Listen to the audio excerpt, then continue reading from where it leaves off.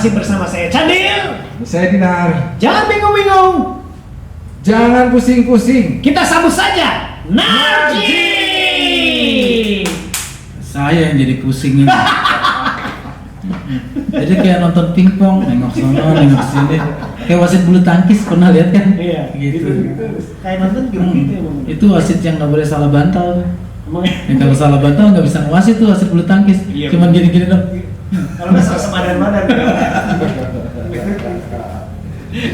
Wah, luar biasa nih udah datang. Alhamdulillah di Roka Boga. Ya. Tempat bisnisnya Kang Candil. Dan kita bersama ngobrol di Ngacaprok.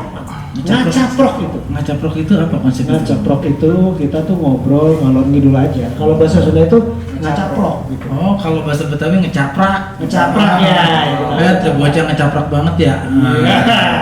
Itu sebenarnya bahasanya sama aja sebenarnya ya. Kalau Jakarta, kalau Betawi itu banyak e-nya kan. Banyak e-nya. Mana ente? Selame kagak mau sini aja gitu.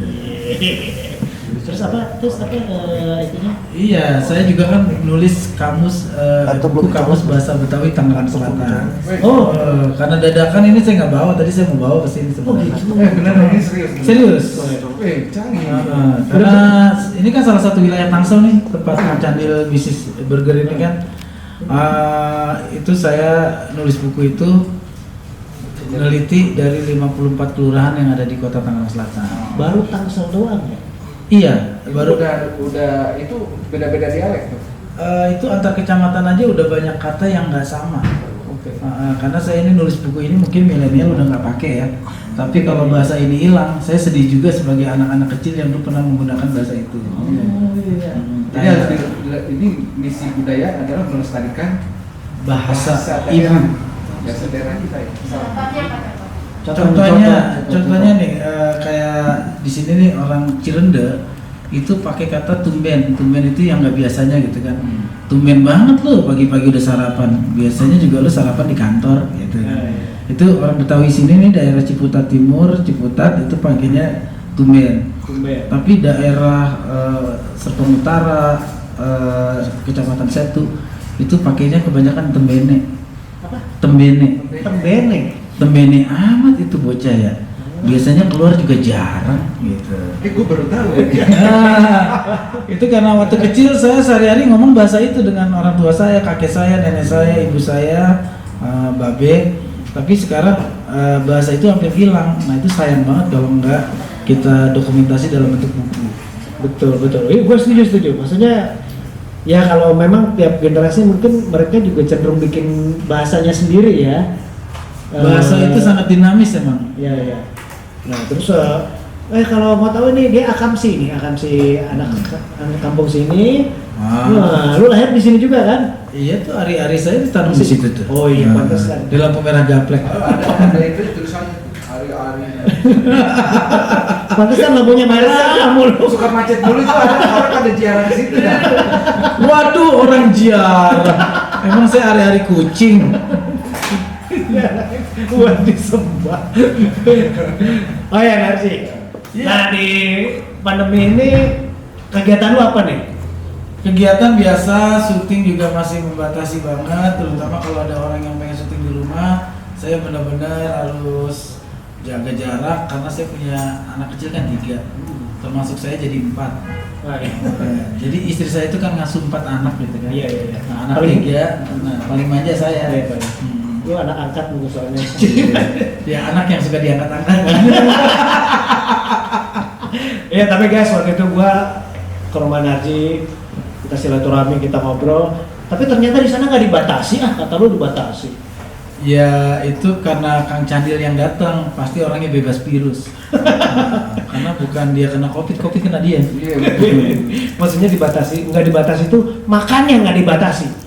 Jadi gua sama sana ini udah disediain segala macam gitu. Lu nggak ngajak gue. Jangan GR, itu semalam sebelum Kang Candil datang, tetangga tahlilan 40 hari. Nggak habis sih saya ini gitu. Angetan itu.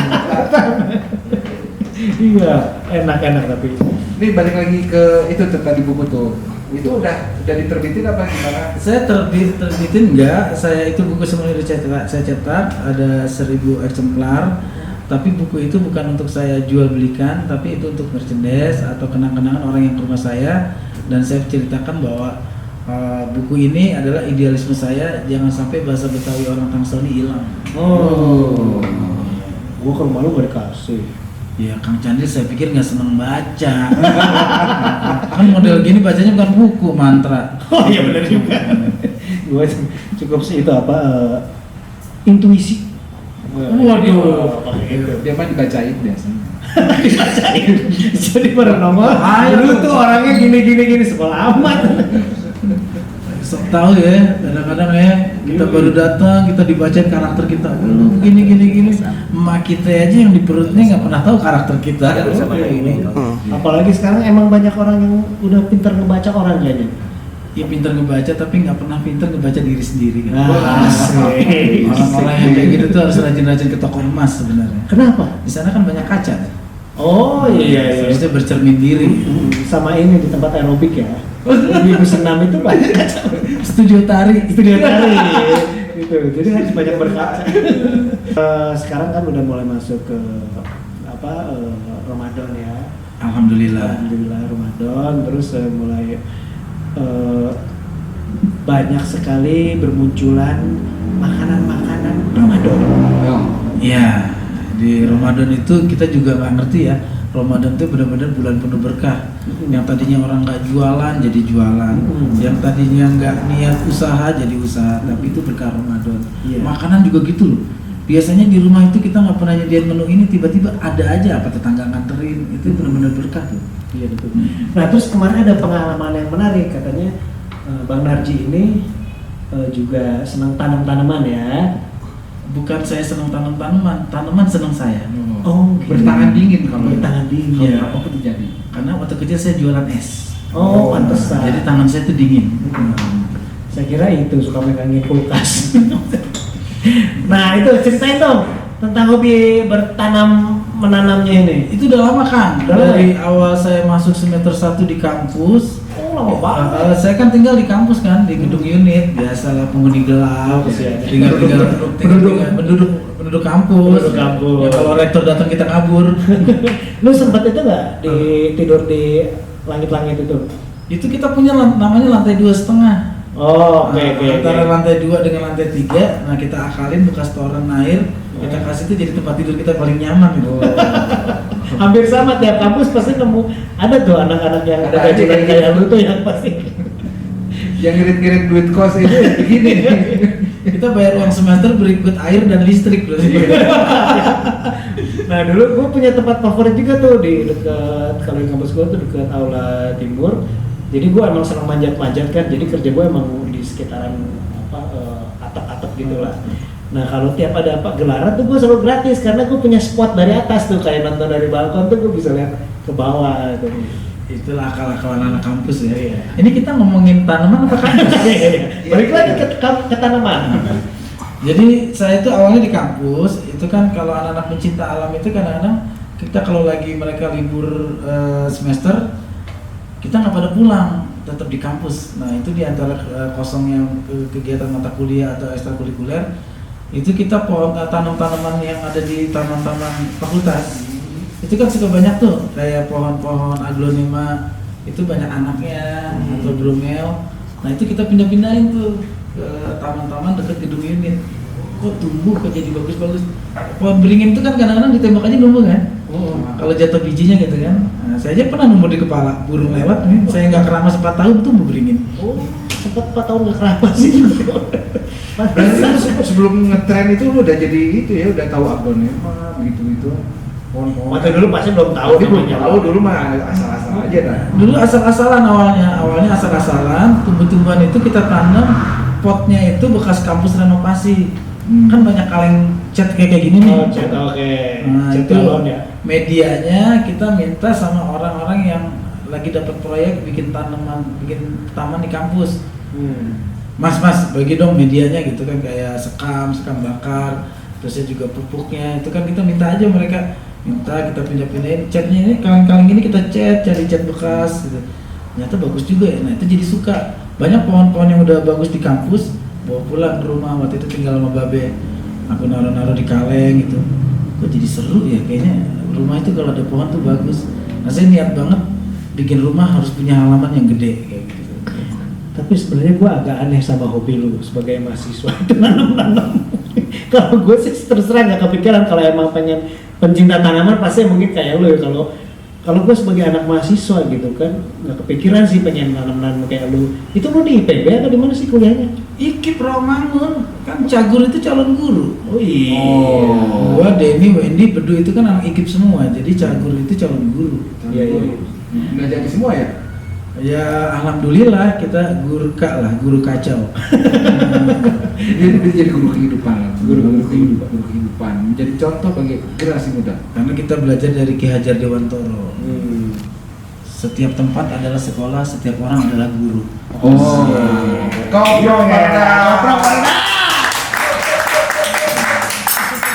Tadi apa kalau bahasa Betawinya? Koprok apa? Tangan. Kalau tepuk tangan, oh ya itu kalau orang Betawi mah itu ada sorak.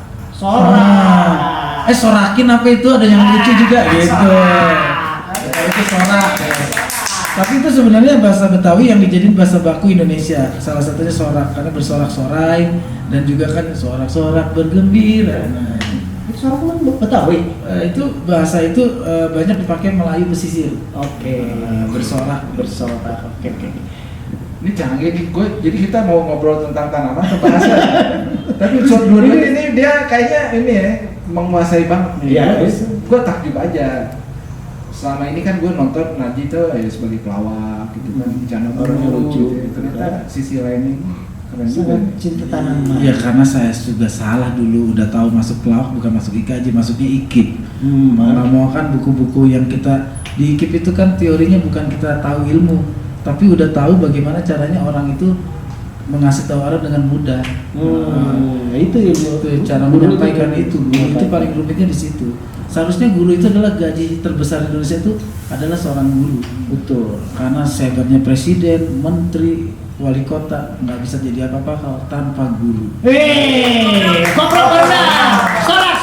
Sorakin lagi. Woi, sorakin rame-rame, woi.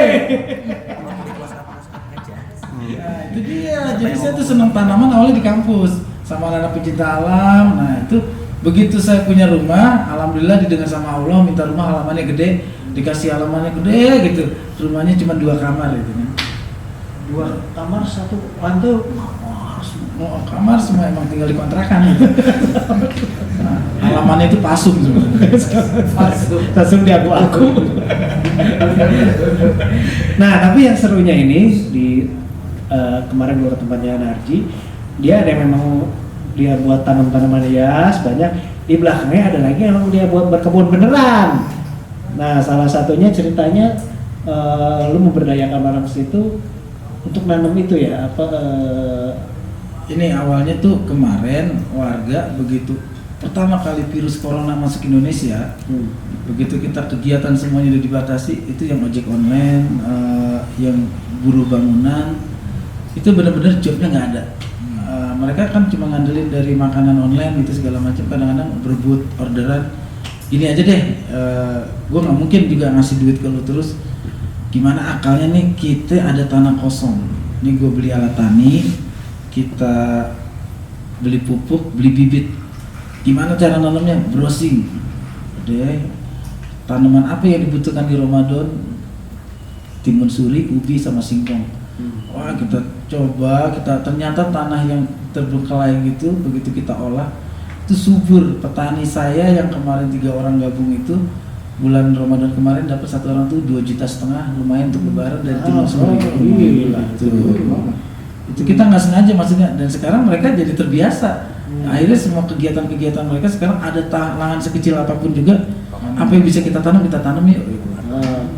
Udah kayak gitu sih, udah saya biarkan, berarti mereka udah bisa hidup gitu. Dan sekarang mereka bukan lagi menjadi petani musiman. Akhirnya tanah itu diolah jadi kangkung, sawi, pokcai, terusnya yang nggak nyangka kemarin tuh serai. Petani serai saya tuh dapat uang 7 juta mendadak. dia nggak sengaja coba yuk serai tumbuh nggak, dia tanam serai. Begitu pandemi permintaan serai luar biasa. Buat obat empon-empon itu Empon, iya. Iya. Itu ternyata satu orang Betawi bilangnya satu dapur kan jualnya satu, kan dia kumpunya kan itu kan serai itu kayak satu rumpun gitu ya. Itu 70.000 satu itu. Begitu dia jual sampai satu kebun 7 juta, dia bilang langsung beli kambing.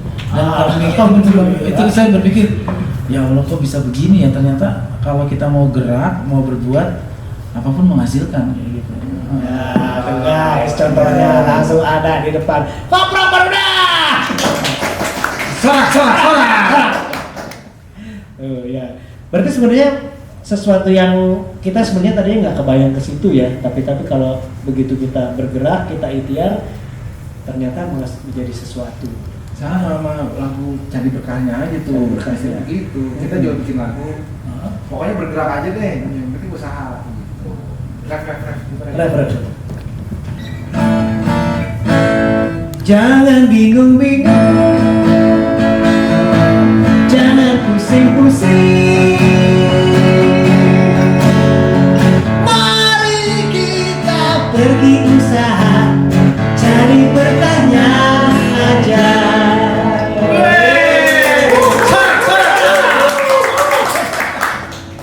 Gampang kan lagunya? Coba nyanyi lagi. Jangan bingung-bingung, jangan pusing-pusing. Mari kita berusaha, cari berkahnya aja.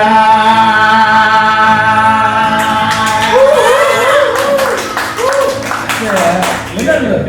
Berarti kalau sairnya lagu Ebit kolerasinya nggak ada di sini ya? Ebit katanya.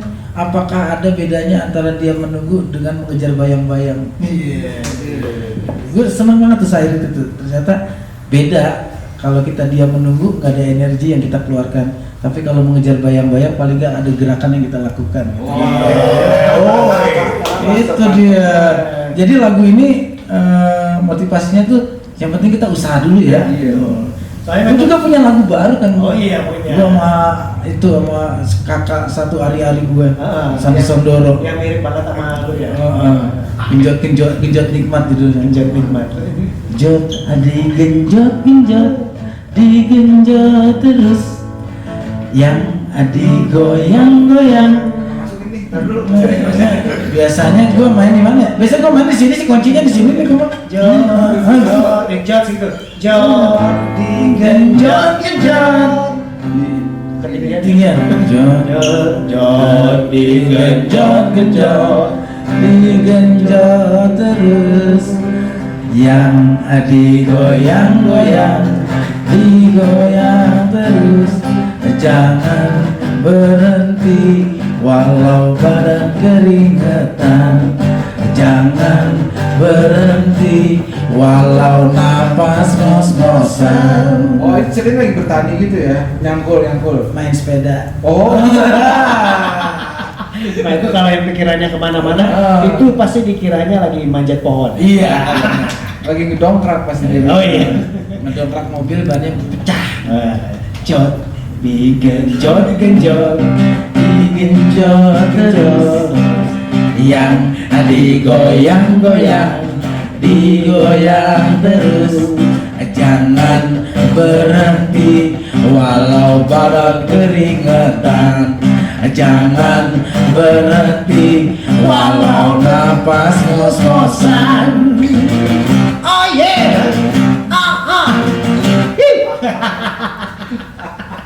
Jot, digenjot. Nah yang mau tahu digenjot ada di YouTube kan? Ada di YouTube. Nama channelnya tuh Double Dobo. Gua Sama Sandi bikin ya nggak tahu lah, dibilang grup nggak grup, dibilang duo nggak duo, sejenis ormas lah. Double Dobo. Gua sama Sandi Sondoro udah launching. ya. Kemarin gua udah dapat kiriman, udah gua like juga. Itu video klipnya lucu banget. Mereka lagi dandan gitu di suatu pemotretan Oh, ya. itu video lirik aja. Video lirik itu ya. Video klipnya nanti udah mulai keluar di channelnya, nanti kita lihat nanti kita kabarin deh ya. Ya. Kita kabarin, sekarang juga saya belum tahu kabarnya. Apa kabarnya? Nah, balik lagi ke pohonan itu ternyata Oh, gini. iya. Kenapa nih mumpung bulan Ramadan ya? Karena gue juga pernah mendengar waktu gue SMP ada kisah Rasulullah, ceritanya gini bahwa ada seorang kakek sedang menanam pohon, ada tetangganya itu bilang, buat apa kamu nanam buah sekarang? Toh kamu juga umurnya nggak panjang, nanti juga pohon ini berbuah, kamu nggak bisa menikmati buahnya. Si kakek itu menjawab dengan lugas, ya saya menanam sekarang, mungkin di saat berbuah saya udah nggak ada, tapi anak cucu kita yang akan menikmati. Itu kisah Rasulullah tuh. Disitulah saya berpikir bahwa menanam itu bukan hanya untuk kita, tetapi untuk generasi ke depan. Karena nanti oksigen makin mahal. Iya betul. Nah itu kemarin aja itu kan ventilator jadi masalah kan. Iya. Itu kebutuhan oksigen tinggi kan. Iya. Nyata yang masih gratis tuh gampang kalau kita nanam pohon gitu. Iya. Padahal mahal tuh. Dulu mau nafas aja susah ya benar. Kalau kita tidak mensyukuri kan di atas aja. Tutup hidung kita 10 menit aja. 10 menit mah udah lewat. 10 menit mah bukan hidung kita doang yang ditutup, badan kita juga udah ditutup tuh. Tetangga juga udah pada 7 langkah kita ditanding nanyain udah. Duduknya semua ditutup 10 menit. Nah, Itu jadinya pohon itu buat saya adalah proses belajar. Saya menikmati hidup bertani itu pada akhirnya di rumah mertua di Pekalongan sana. Saya juga membeli sebidang sawah sama kayak ladang gitu. Kenapa? Itu bukan untuk apa-apa. Di saat saya pulang tuh saya lihat padi saya tumbuh nggak. Karena seorang petani itu bahagianya bukan hasil panennya. Melihat tumbuh aja buat saya itu ada sesuatu yang kok bisa ya, dari biji padi bisa menjadi benih bisa menjadi pohon dan bisa menjadi tumbuh lagi, ada bijinya lagi. Aneh nggak tuh? Ya nggak aneh sih. Orang itu begitu, emang naturalnya begitu. Iya, tapi itu kan cuma ditanam gitu kan. Coba manusia. Cuman emang kita kagak bisa bikin seperti itu kalau nggak ada kekuasaannya dari Allah. Waduh. Itu yang bikin sebetulnya Nah. jadi pelajaran. Berapa tahun di pesantren? Baru kemarin. Seru dia ngomong, tampangnya rocker ngomongnya kayak santri ya. sopan santri kan. Lu kan adik gue, lu ngalah dong. Gue malu. Minyak gue udah lebih gede. Udah gini aja deh, lu pakai kaos. Gue coba di kaos dibajarin celana. Ya ini sih ketutup. Kan sininya. Cari berkah